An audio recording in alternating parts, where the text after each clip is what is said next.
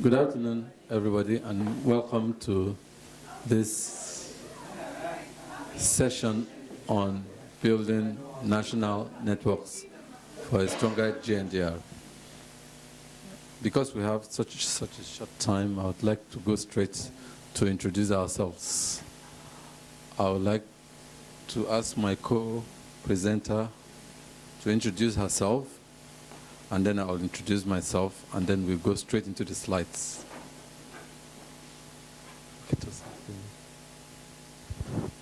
Thank you, Mr. Peter. I'm Tosin Victoria-Apiriola-Ajayi. I'm the Executive Director of Women and Youth Development Initiative, a grassroots NGO based in North Central Nigeria. And I'm here and I'll be speaking here this afternoon as the National Secretary of the Global Network of the GNDR Steering Committee in Nigeria. Thank you. Okay, thank you. My name is Peter Akanimoh. I am the Director for Global Relief and Development Mission based in North Central Nigeria in the city of Jos. I am also the West Africa Regional Representative on the Global Board. On the board, I work in the governance sub-working group and also support Farah as vice chair. So thank you very much. This afternoon, let me just go through some of it. Can you go back? Sorry. Yes, forward, not back. Yeah. Okay. Back. Are you sure I shouldn't take that myself? Okay, let's go back. Okay. Just a few of our learning objectives for this session. At the end of this session, we'd like to see that participants understand GNDR governance, management, and membership arrangements. We also would like to see participants become aware of some existing models of country-level networks within GNDR. And then we would also like to see participants understand the need to build national networks for a stronger GNDR. Thank you.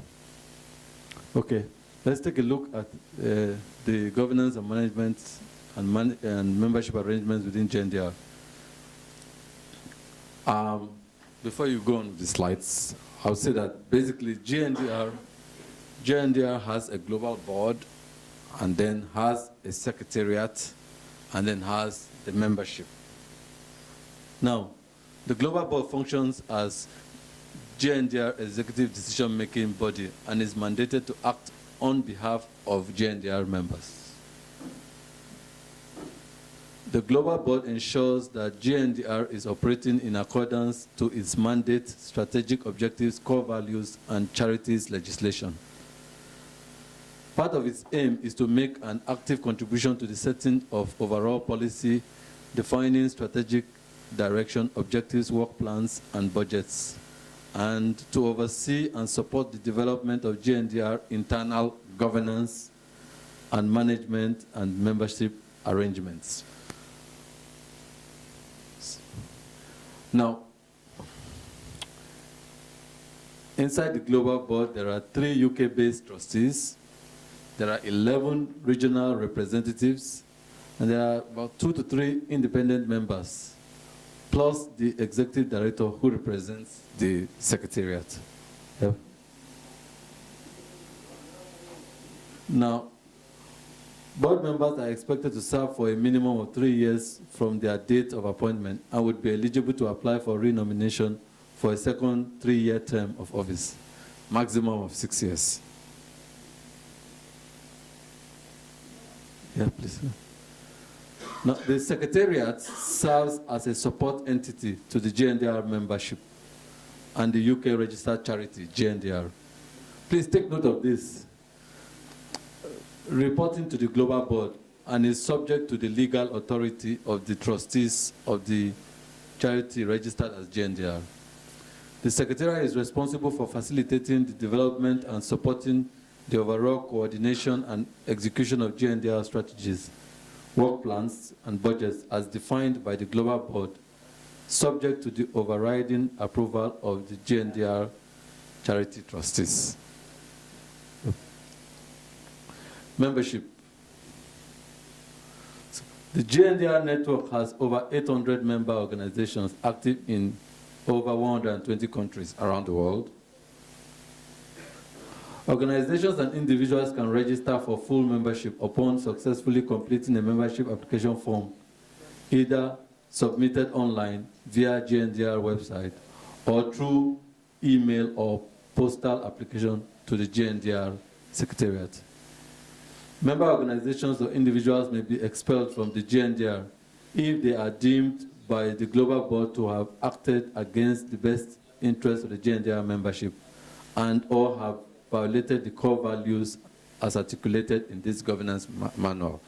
These materials are taken from the GNDR governance manual. I'm just going through this very quickly without any comments, just so as to save our time. Can we move on? Can we go back to the responsibilities of members? Sorry. The responsibilities of members. Here are some of the responsibilities of members are to contribute towards the achievements of GNDR objectives and undertake GNDR activities in accordance with GNDR core values, to bring common concerns or issues to the attention of the Global Board and Secretariat. As you can see from the discussions already, you see everything going to the Global Secretariat and the Global Board. So GNDR is pretty much a global network. To bring common concerns, okay, to participate and provide input in kind support and voluntary financial contributions to GNDR activities and work plans as appropriate to member capacities. To promote GNDR and its activities as opportunities arise. Yes. Members have entitlements.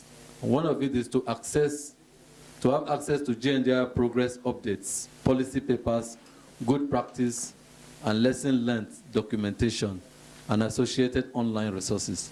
An opportunity to vote on strategic issues when the full engagement of GNDR membership is required. An invitation to participate at the GNDR Biennial Global Summit, like this one.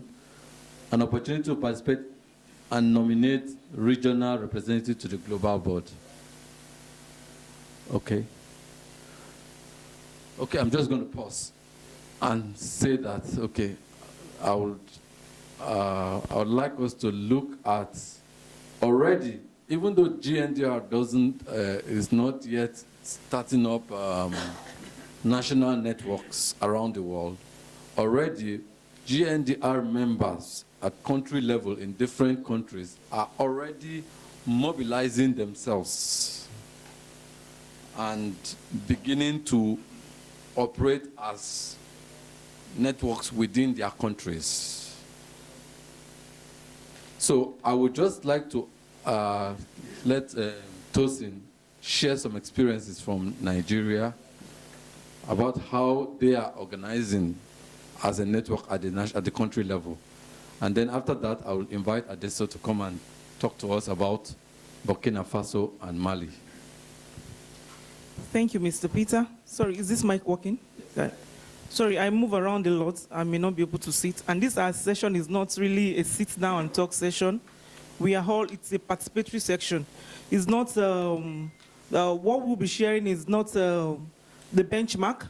We want to learn and want to see how we can progress together, move forward together, and see what will happen in the Arab, the American region, and the European region on having a country-level mechanism for GNDR. So I'll just use a few minutes, I'll spend a few minutes sharing what we have in Nigeria. And sorry, somebody else, Adessou will come and share the ones we have. And please, if you have any country-level mechanism in your region, in your country, you can also share with us. And then we'll go into the group session.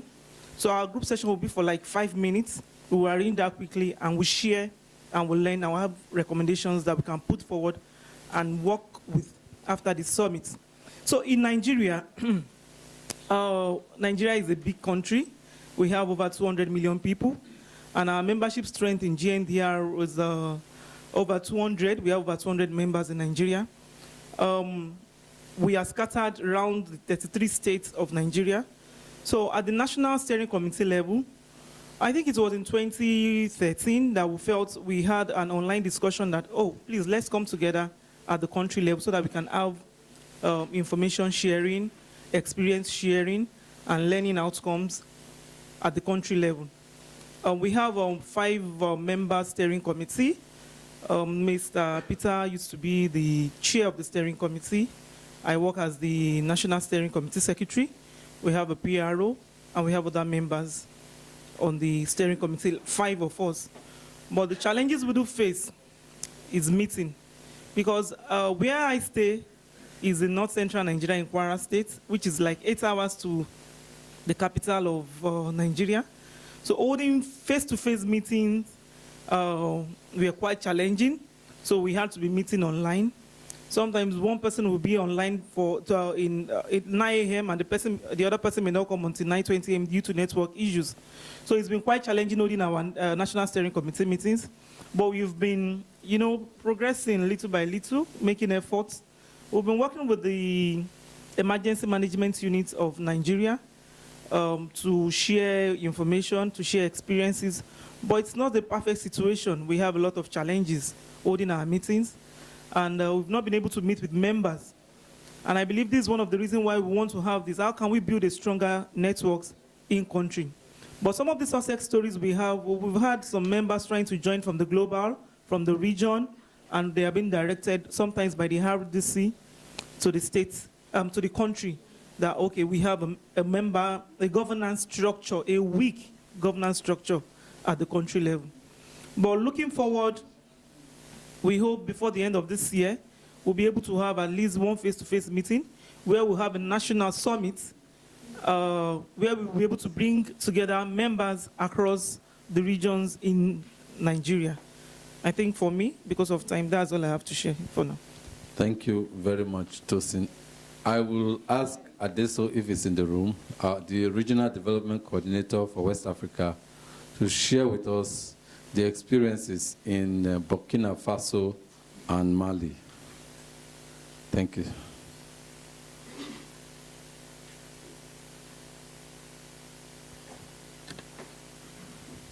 Thank you, Peter. Good afternoon, everybody.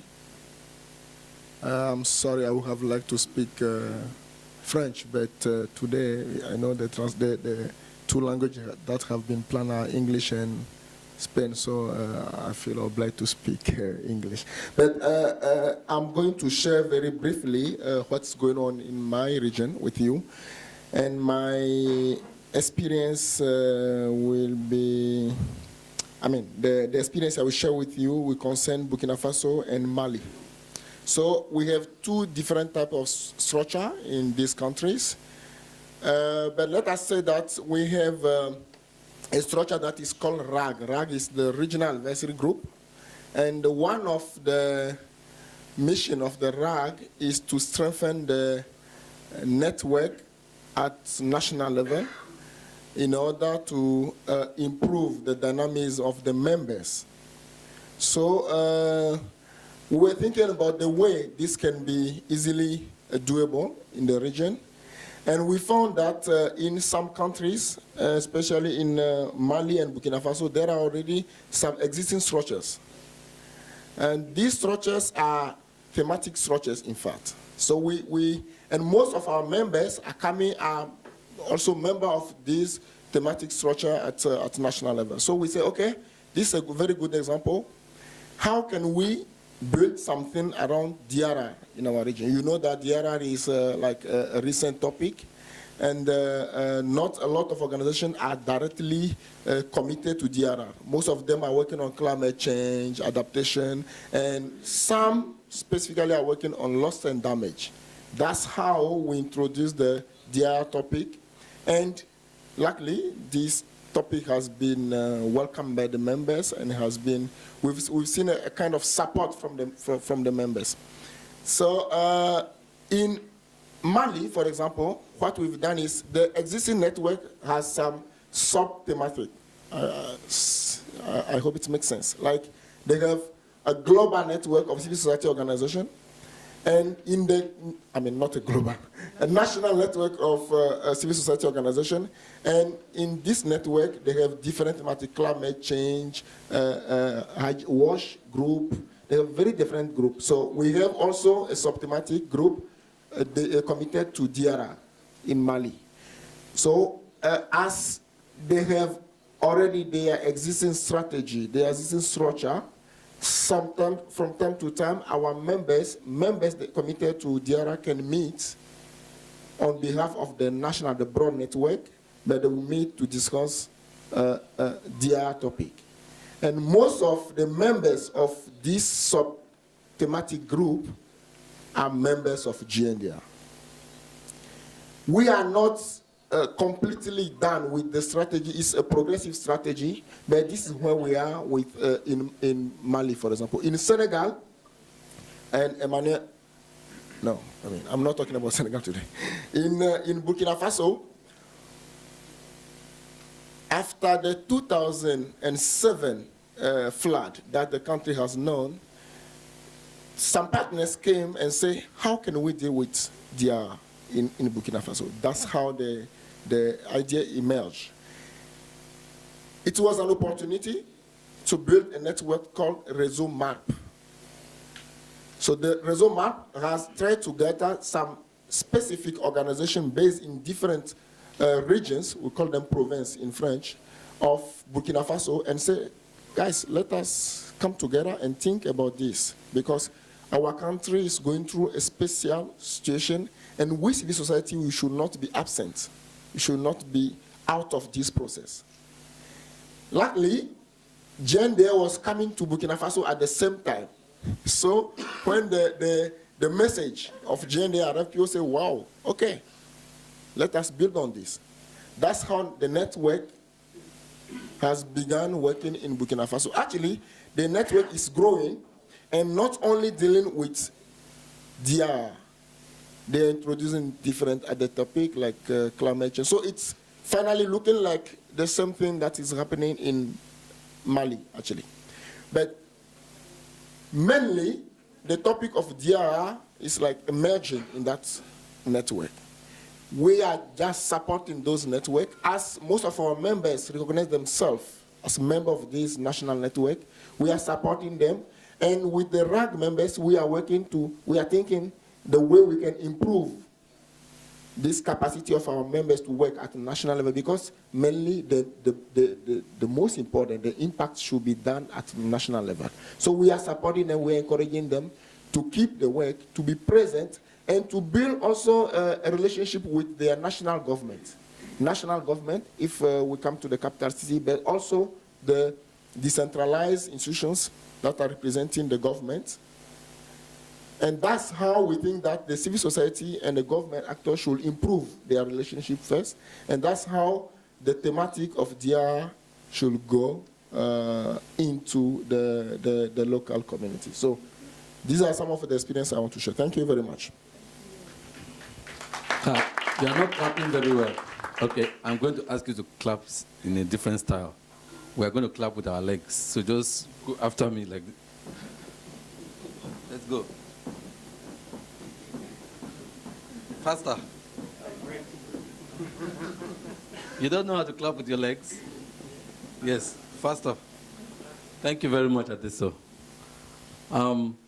I'd just like to highlight a few things from the sharing, and then we're going to go into some group work around our tables to discuss the need or otherwise for national networks. But before we go to that table work, I'd just like to draw your attention to the structure for national networks within this thing. In Nigeria, she mentioned that there is an existing steering committee. I do not know if Adessou mentioned anything about, he was talking about how it is structured. It's like there are other arrangements within the Mali and Burkina Faso that GNDR members are taking advantage of. And what we need to be thinking through is about how do we organize within countries. Because at the global level, you can see we have the governance arrangements, there's a global board, and then we have the support entity, which is the secretariat, and we have the rest of the membership. And the secretariat has extended itself into the regions. So that's a very clear structure at the global level going down. Now, at the national level, what kind of arrangements should we have in place to enable us strengthen our actions at the national level? This is what we want to be thinking about. So I am going to just let you go in tables. We would like to discuss the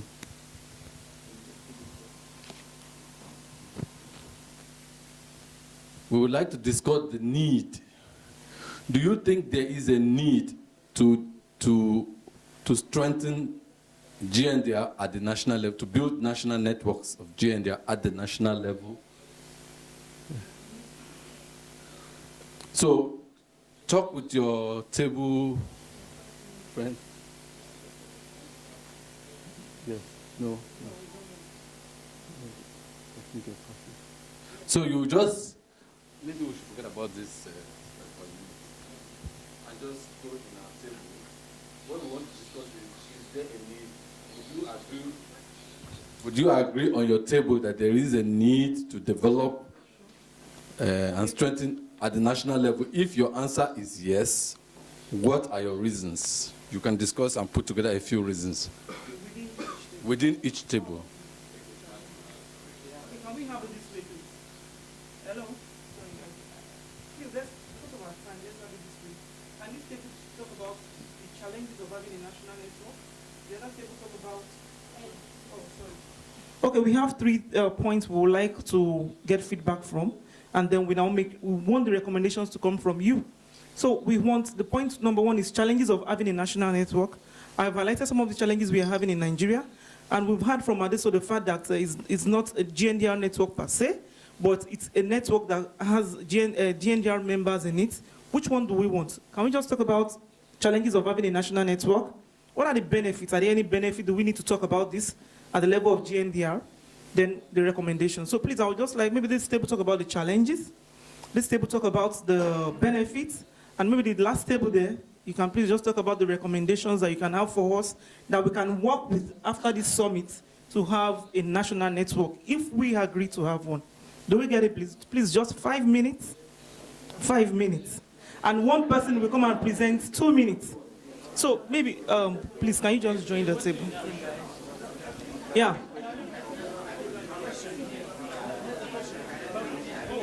No, they are not talking. They work within themselves. If there's any question, No, after they work with it for 5 minutes, one person will now come and talk for 2 minutes. Hello, please, do we get it? Oh, table by language. Okay, please, let's just go into where we will know we understand our language. I think we have Spanish and English. Okay, where is the Spanish? Where do we have the Spanish? The Spanish? Okay, the Spanish, I think, can you talk to us about the benefits of having a national network? The Spanish? Why the English talk about the challenges? Then we can have the recommendations together. Is it okay? Sorry, we have 5 minutes to do that, and one person will come and present in 2 minutes.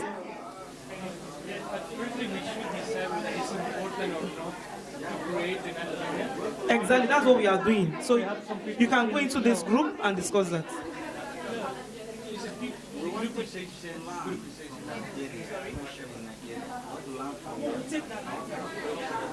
take that later. So the Spanish, please just discuss about the challenges while the English talk about the benefits. Then we can have recommendations and your outcome in 2 minutes, please. Time starts now.